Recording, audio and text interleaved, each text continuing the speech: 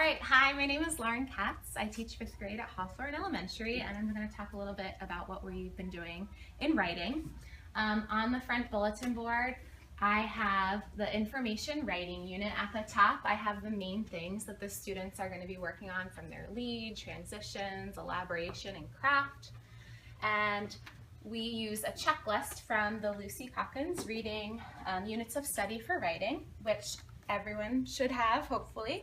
And the lessons that I used are from the research reports, but I modified it for our purpose, for our STEM Fair research. And the checklists are in this Resources for Teaching Writing. There's a CD with checklists that the students can use. And so at the beginning of the unit, we do an on-demand writing assessment for information writing. I briefly remind students of the things information writers do, and then they just write. They take a look the next day with their writing partner at their writing that they did, and I give them examples of 3rd, 4th, 5th, and 6th grade writing that are also on the CD here. And the students decide with their partner, what do they mostly have? Do they have a mostly 3rd grade, 4th grade, 5th grade piece of writing? And from there, then they choose a checklist, which is also on the CD, and it'll have 3rd grade checklist next to 4th grade, or 4th grade next to 5th grade, and that's going to help students as they go through the lessons and set goals for the work that they want to do, decide how to move their level of writing from that 4th grade, say, up to 5th grade, or 5th grade up to 6th grade. So each student has examples of 4th and 5th grade writing, or wherever they're at in their writing folder, and if they need to come up to move up to the next level, or maybe bump back down a level, they can come up and get those examples along with the checklist.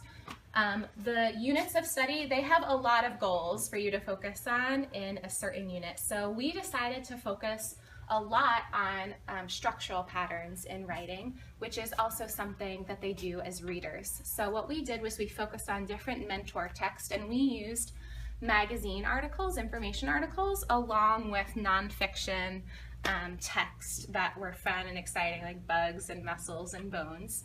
And the students read as readers first, just to get information, but then they read as writers, where they were looking at how the author chose a certain structural pattern for each section. And then they were trying that out in their writing, thinking, as a writer, what's the most effective way to get my reader to understand what I'm trying to say? So the students did first an information feature article on a topic that they're already familiar with. It got them really excited. We have someone teaching her classmates how to draw, how to play football, how to style hair. So they were really engaged and interested, and it really helped them to try out these structural patterns in a non-threatening way. And then we moved on to our STEM Fair research article, which became more intense and serious with research and adding quotations and evidence, so that they already were familiar with using these structural patterns that, from an article that they enjoyed doing to one that was more research focused. So the checklist, student examples, anchor charts, mentor text, those are all the ways that I try and help my students become more independent writers. Great, thank you very much.